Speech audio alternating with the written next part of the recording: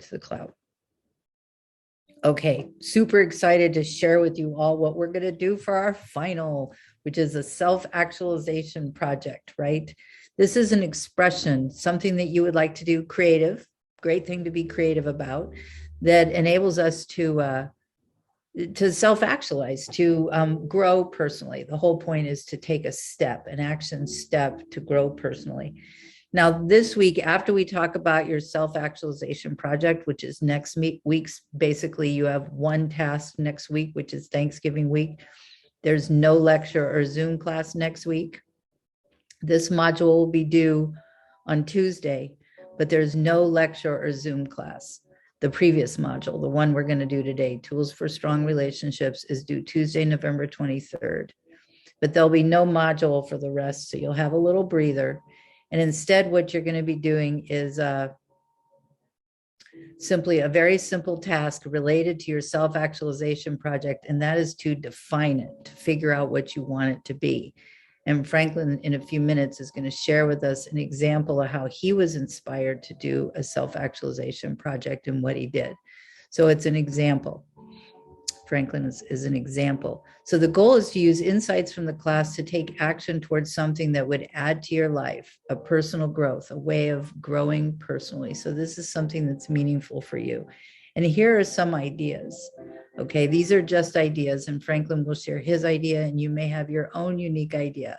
And so the whole goal this week is to identify what you would like to do your project on, and then to reflect on what do you need to learn to support your project.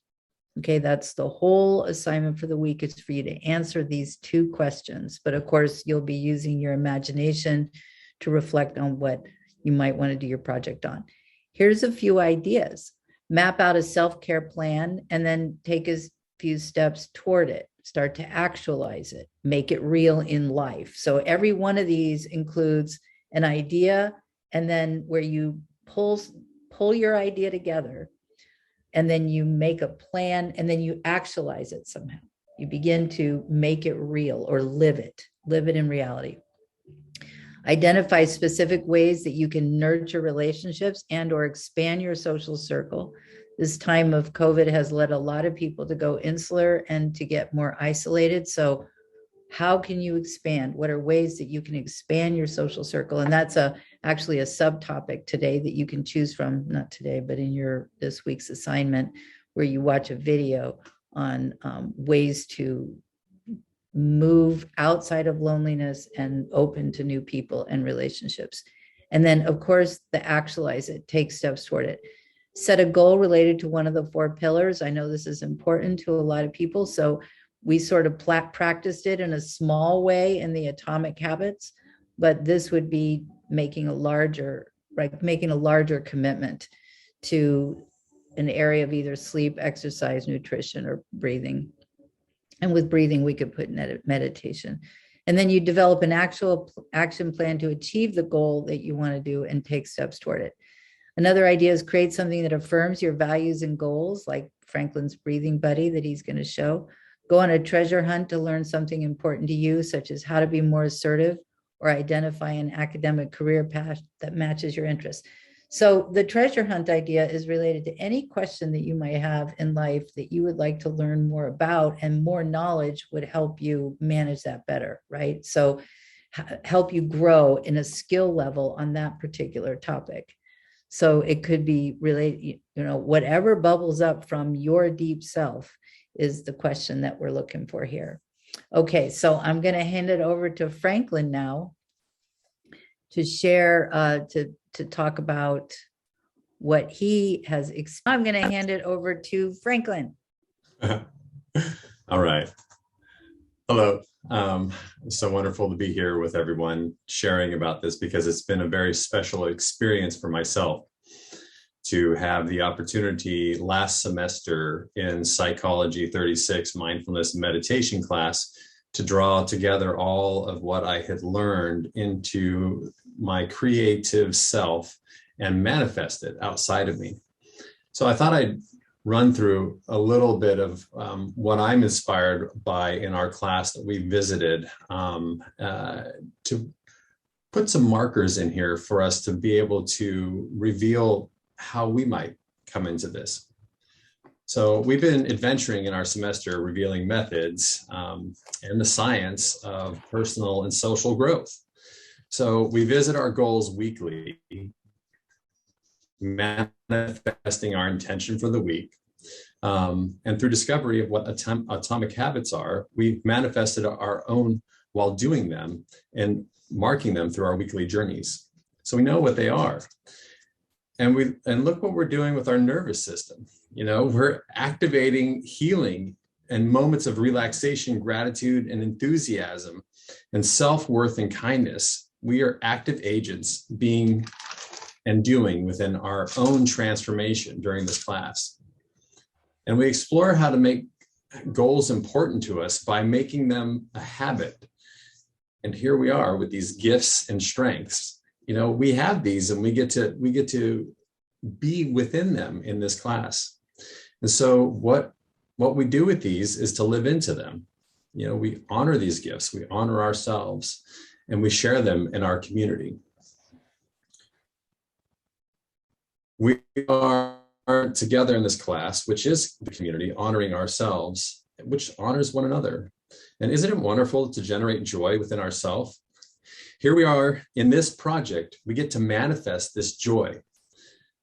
We get to make it real. We are taking care of ourselves. And just as Laurie Santos filled us with the road to the good life, this final project is a reflection of our good life. The final project comes from our flow, a reflection of, maybe we say, the Tao, and we manifest our flow outside of us. We make it visible. Maybe we could look at our own final project as making something out of the unseen fabric of the cosmos. Just as we appeared one day, also so too can we make appear things outside of us and create things, just as we do every week when we write in our reflections or we share in our discussions. We enliven deep confidence within ourselves through actualizing in our project. That's how it was for me. And I'd like to finish this run through here with a project as reflection with a clear message. You know, what you make and do is good enough. Everything we do in life is good enough. And that's a message that I hold deeply inside of myself, that I found and was revealed again and again through making the actualization project and everything that I do. So we get to sit here in our green zone together, in our learning zone also. And so let's honor our dreams. You know, we are the hero. We are the hero in our story, and we manifest what we create in ourselves. So let's do it. Let's create.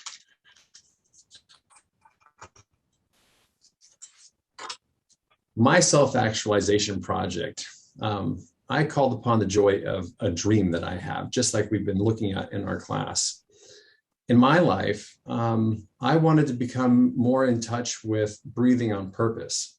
It just was something that, you know, I developed this key habit of meditation, but every time I returned to the breath, I just didn't like it. And I didn't know what that aversion was to that resistance. So how would I get in touch with this space of breathing? Well, one of the methods that I thought was, you know, to create an object. Because we had talked about that, you know, we could have a rock. Linda even had a bear that she was showing. He's like, oh, every time we look at this, we'll breathe. And I was like, that's it. And during this semester, the last semester, it was being revealed to me that I definitely have a calling to be with children and teaching children and to be sharing meditation, as well as having the foundation to help them know that they're good enough and to learn. So I thought about having a breathing buddy, you know, something outside of me that I could breathe with. And what if I could master the breath, or at least become familiar enough with it? And what if this object also at the same time I became familiar with? Because children pick up on that stuff, right? So this breathing buddy is really me, in a sense, my breath. And then they get to also have fun with it. I mean, just how exciting is this? So I reached out to my sister and I asked, can you make this for me if I give you this, this template of what I feel like it would look like.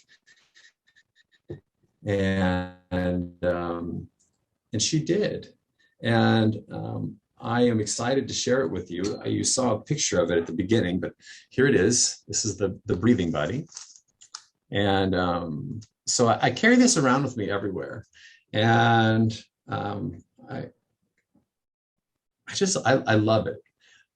I decided that it didn't matter to me that if people saw me with it or if it's sticking out of my pocket here, because what it does is it reminds me. And then when I see somebody look at it, I can take a breath. It's pretty cool, right? Like, how neat is this, that when you see somebody's attention move to this, that it's a reminder for me to breathe. And when I breathe, I get in touch with my nervous system, and I give myself that relaxation. And that also goes out to that person that was checking this little guy out. So that'll be just like I have in the classroom. So I think now would be a good time to show the video, which is my sister explaining from her end what she received when I asked for her and how we came together with the project. And I'm very excited to show it with you. Yay. Okay. Here we go.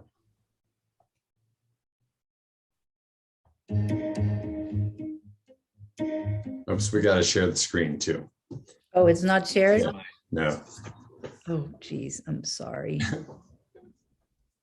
I'll edit that part out. Okay. All right, we'll go back.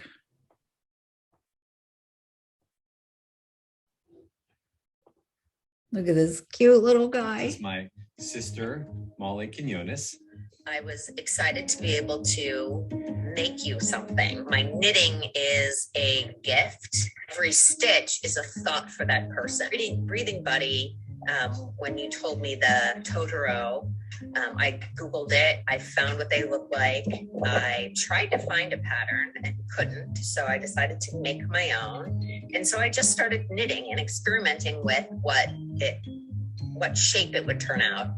I chose to use the alpaca yarn from my mom's farm. I was involved in shearing the animals from the heart kind of and from the farm and related. I just worked through the shape and sort of the feel of how he was going to look, and he would be, fist size. I wanted him to be like a handful so he could be stuffed in a pocket and close to you.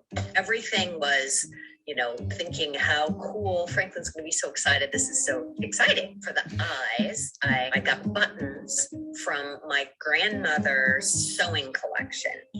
And then the little black part, I actually felted from Ace. So Ace has since passed. So you have a little piece of Ace with you now. And before I stuffed it, I thought, it needs to have a heart. The feeling of love and the love that I put into it needs to be inside it. I had little heart-shaped needle protectors for my knitting needles. And you know what? That's something that's coming from me. So I put some stuffing in. And so then I put the heart in. So the heart would be right where your heart should be. And the stuffing is actually alpaca. The base is also, it's felted alpaca. So I knitted a little square and then cut out the oval to sew him on.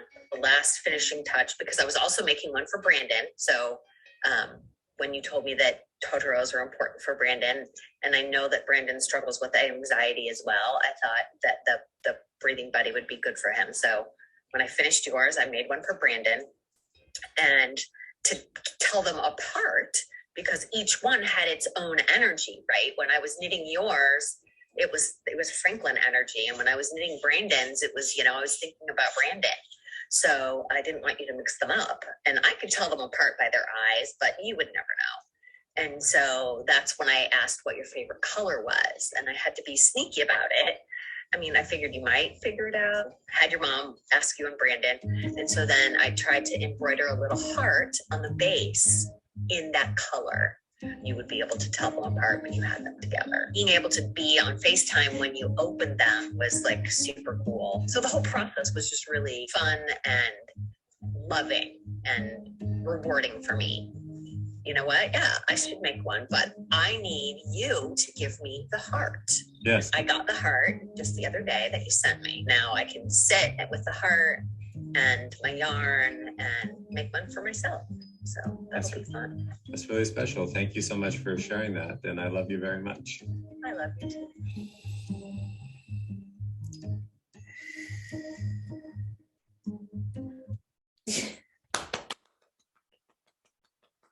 Is that amazing or what?